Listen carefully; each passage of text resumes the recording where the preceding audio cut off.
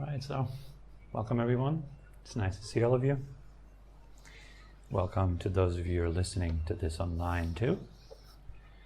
Today we have a question from Nevin. It's actually two questions. The first one is, do you do your meditations guided as well, or are the guided meditations more to be looked at as a training for beginners so that we understand the practice and then after a while we'll be able to do it without guidance? So yes, that's exactly like that. That's the idea of guided meditation. When you're practicing some form of guided meditation, I'm supposed to teach you how to do it, and then you do it by yourself. The reason for that is that when you, which happens to a lot of people, get kind of addicted to guided meditation, you don't use your skills, because the guided meditation is doing most of the work for you. So the nice voice in your ear tells you, and now bring your attention to your breath. And now bring your attention to your legs. I don't know, whatever, okay? So when you hear that, your attention goes there or there or there. This is not because you were calling your attention to go there or inviting your mind to rest with something. It was because you were told to do something. We all love being told what to do, secretly. There's an inner child within each one of us that likes to be parented, that likes to be safe. And that kind of child is very active, much more active than we think it is. And such a child would love to be guided. It wants to be pampered, it wants to be held by the hand. It doesn't want to think for itself. It doesn't want to take responsibility or make effort. It wants to be protected, it wants to be looked after. Okay, while there's nothing wrong with that, this is just simply an aspect of our mind, it is a bit of an obstacle to meditation practice because it prevents you from actually doing something yourself. And of course, meditation practice confronts all of us with the fact that we don't know much of ourselves. Yeah, most of our mind, conscious and subconscious mind, is pretty much unknown to us. So we sit there on the mat and we close our eyes and we look within, and it's just chaos. And then of course we prefer to be guided through that chaos, right? While guided meditation can guide you to some extent, the problem with it is that you just simply are guided in accordance to someone else's experience. That's not your experience.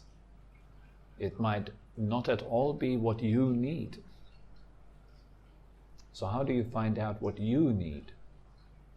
Well, you have to stop following, and you have to be driven by curiosity, by interest. The opposite of following would be interest. What was it that triggered Einstein to actually find out what light is? Did he follow some formula that was already there? No, he had to come up with some explanation. Newton had to come up with some explanation of what gravity is, right? And all that is interest. And as you might have guessed, interest is a very rare thing in this world. And most of us have some interest, but it's very superficial. It doesn't go deep. It's not the type of interest that makes you really want to find a solution. And so that's what you need when you're meditating. You need to have a genuine interest in yourself. You need to know, what am I doing? Why am I suffering? is there a way out of suffering? Can I actually get out of self-inflicted suffering? Is this possible for me? Is there more than the body or the mind? You see, it's not just a discussion that you have with your friends over dinner. That's an interesting, quote-unquote, discussion about something that interests you, that lasts maybe 10 minutes and then it dies down. But it is something that really drives you. You need that for meditation. And guided meditation does the opposite. It kills your interest. It makes you slip into your child role, and it makes you think, oh, okay, I'm being taken care of. I don't need to do anything. So why are you meditating then? That would be the question. What is driving you really? Do you actually want to make some effort to get to know yourself? Because someone else is certainly not able to show you to yourself. So what's your real driving force? What makes you sit down on a cushion? It might be something completely unexpected, like I am ashamed of myself and therefore I must meditate a lot so that I somehow can overcome my sense of guilt and shame that I feel about myself. And meditation gives me the feeling of being a perfect little boy that deserves love. If I'm only meditating enough, then I maybe deserve some love and affection from my teacher, etc., etc. Maybe that's driving you. Maybe you're doing it to fit in with a group. Maybe you're doing it to, I don't know, whatever your reason is, but it may not at all be the quote-unquote right reason for meditation, which could be to get to know yourself. A powerful driving force that makes you ask yourself, like, who am I? What is it that is suffering in me? Etc. So guided meditation is, in my opinion, something that is necessary though.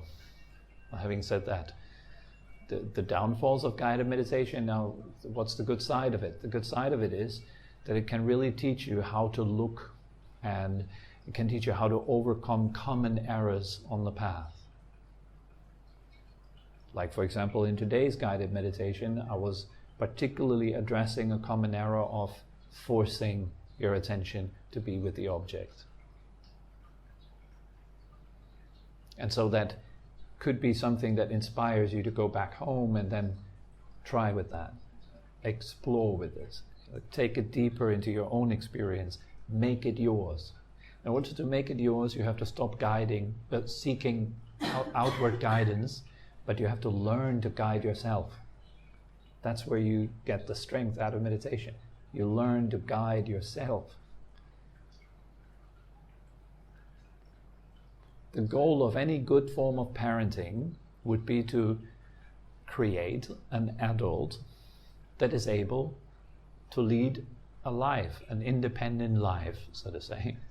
You're able to feed yourself, you're able to walk on your own, you're able to do everything that we do to survive, right? You're able to survive by yourself. The same thing is with guided meditation. You learn it so that you can survive on your own. Okay? So that's the purpose of it. The purpose is not that you then live for the rest of your life in the basement of mom and dad. Okay? So like you're only ever doing guided meditation. So that is all that comes to mind for the topic of guided meditation. Second question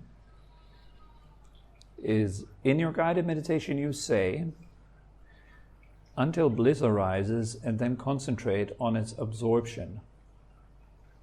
Okay, did I say that? I manage sometimes to get to the bliss state, and it's very spacious, light and comforting. What I do not understand is what you mean by absorbing the bliss. I might have said absorbing into the bliss, not absorbing the bliss. So you're not absorbing the bliss. Maybe you could say that too. I don't know. Okay, so when bliss arises in your meditation, when you're coming to a point where the mind becomes so still that it is energized through the stillness, then bliss arises. Great sense of comfort and happiness comes from within. That is, if the mind becomes very calm. So when the mind becomes so calm that happiness arises, what you do is you shift from paying attention to the breath, for example, to just the joy, just the bliss. And you just rest in that. Okay? So whenever, like there may be occasions when this is too early, you're releasing the breath too early, and you're going into the bliss too early, then it won't last you long. Distractions will quickly come. So you need to kind of release the breath in the right moment. And how do you know? Well, you don't do it. It happens by itself. All right? So one of the key concepts in meditation practice, when you're reaching a bit of a deeper level and bliss begins to arise, then the key concept here is you need to release your will. You need to stop doing. You need to stop trying to control yourself. Okay? While in the beginning, controlling the mind to some extent has some value, it gets you a bit deeper, very quickly you have to stop doing that. Because every pushing, every controlling yourself, the result of that is agitation in the mind. The mind becomes restless again because you're stimulating it with your craving, your need, your wanting and not wanting, your liking and disliking. You're agitating the mind. So of course, when bliss arises, the first thing that is a response would be, ooh, I like that.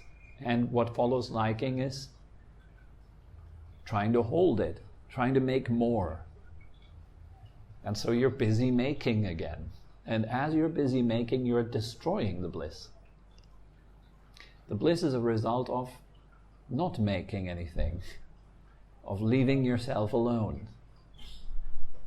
Right?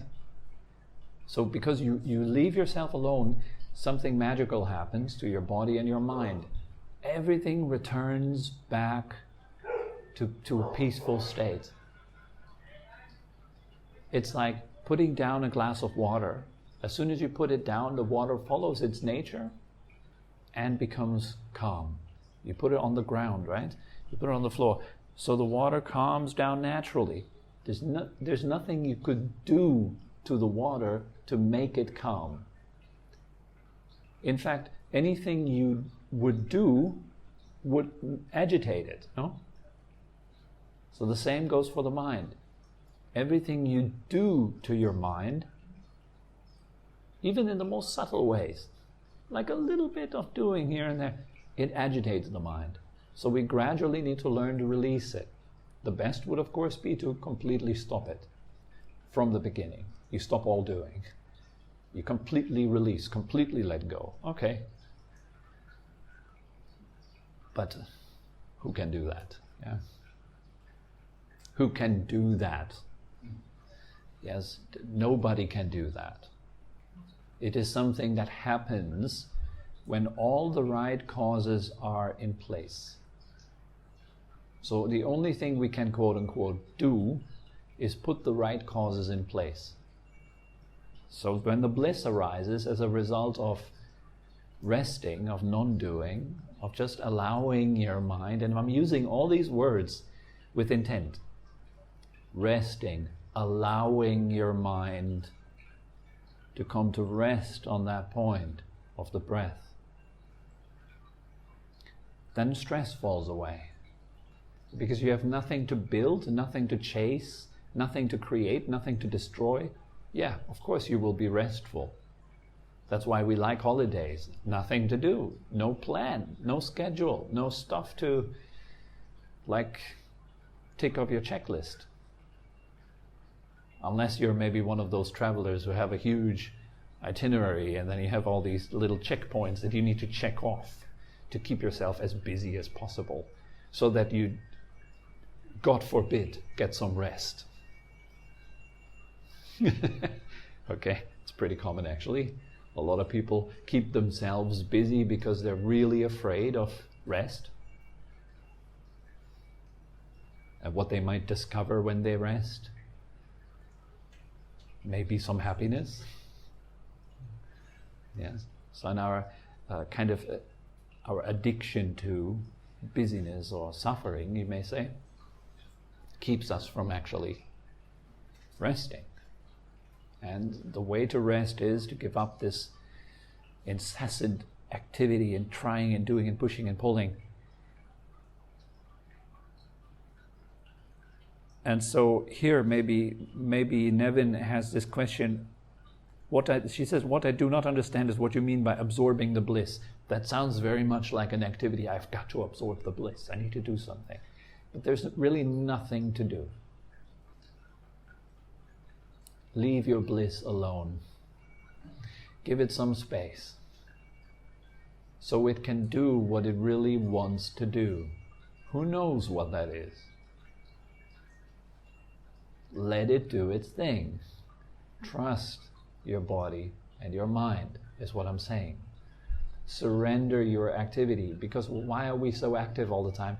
Because secretly we don't trust our body and we don't trust our mind and we don't trust this world. We think we need to be in charge, we need to be in control. And being constantly in control, what we really do is mess things up. Over and over and over again. Look at human history. It's a whole storyline of messing things up and then repairing the mess. Messing it up even more. So maybe that can teach us a little bit. I like to use this example of one of the main rivers in Germany, the river Rhine. It's very curvy at some points, right? And they have all these freight ships that bring these container loads of coal and stuff. You know, they would bring all these huge ships through this curvy river to the goal, right? Some genius had the idea, why not make it faster by straightening out the river and creating like a channel system where these boats can just go straight from A to B rather than having many extra hours of transport, right? Sounds like a genius idea, but the result of that was heavy flooding. That's how we fix quote-unquote things. It's always that. You think you fix it, but somewhere else it's now destroyed. You didn't even notice. You think you fix your relationship and you destroy it at another point. You didn't even notice until the problem is right in your face, right?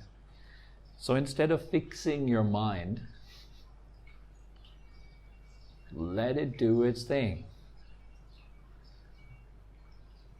So that people realized, okay, that what was responsible for all this flooding was actually us straightening the river out, so let's revert it back to its natural shape. And once they did it, problem was solved. So that's what you want to do with your mind. Your mind wants to go to peace. It wants to go into happiness. This is what it wants the most. Your body wants to be healthy. It desperately tries to be healthy all the time. It repairs itself constantly, doesn't it? But then we feed it again. We feed it some crap. And then it has to deal with that. It has to repair that. And then we abuse it in the gym. And then it has to repair that. And then we abuse it in an unskillful yoga session. And it has to repair that. While some repairing is necessarily and good for growth, a lot of the repairing that our bodies have to undergo in this modern time is not necessary and is actually really counterproductive, creating a lot of stress on the system. So this tendency to repair things and to fix things and to push things into place is at that stage where the bliss arises completely unnecessary. You need to let go. So the core principle of meditation is to let go, is release. Let go. This is at the core of the path. Letting go, abandoning, renunciation, all these words, right? Drop it. Because every time you touch it, the tendency to mess it up is very high. So don't touch your mind, and it will lead you into the blissful, beautiful states of deep meditation. Just like when you go to sleep at night, you're not doing anything, right? You just surrender. You put your hand on the pillow, you close your eyes, and you let it happen. Meditation is identical. It's identical. You let it happen. Now suppose you're an insomniac. What is the error? The error is you want to make it happen. See the difference? You're not letting it happen. That's the people who just go to sleep. The people who cannot go to sleep is those people who really want to sleep. And they want to make it happen. And of course it doesn't work. It's like when you're looking at your partner in your relationship and you want to make them happy. I only want the best for you, honey. And actually what you really want is to make yourself happy. And so you just seek to change your partner because you secretly believe that it's them that make you unhappy. And it's all this kind of twisted thing that goes on. It's the same thing we do with our mind in your inner relationship with yourself. All this tricky stuff. And yeah, meditation requires you to gradually unlearn all these habits and to let go, to stop harassing yourself. That will not be the cause of peace. So when bliss arises, as is the case for Nevin here, that is beautiful. Enjoy. After all, this is why we meditate. This is why we are on the spiritual path, isn't it? It's for joy, for long-term benefit and happiness, as the Buddha said. Remember that. Lots of people forget. It becomes a serious thing. Okay?